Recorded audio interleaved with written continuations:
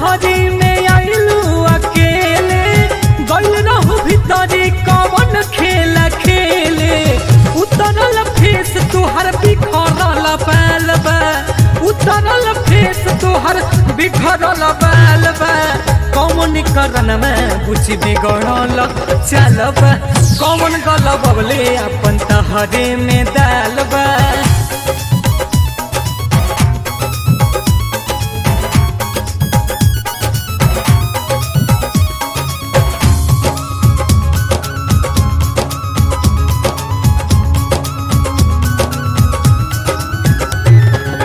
फाटल बा लहंगवा तोहर फाटल बा ओढ़निया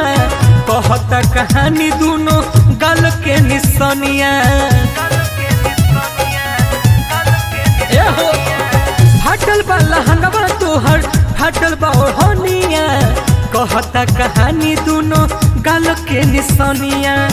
ओठवा फूलल बा तोहर आँख लाल लाल बा ओठवा फूलल बा तोहर आँख भइल लाल बा कौन करन में पूछी बिगड़ल चालबा कौन गल बबले अपन तुहरे में दालबा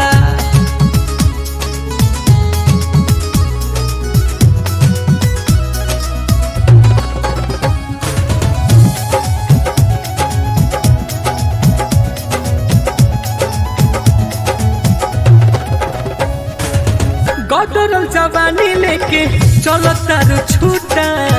गड़ल बा खूटी की गड़ल कौनो खूटा गदरल जवानी लेके चलो तारू छूटा गड़ल बा खूटी की गड़ल कौनो खूटा काम कौन कइलू तोहर हाल बेहाल बा काम कौन कइलू तोहर हाल बेहाल बा कौन करन में पूछी बिगड़ल चालबा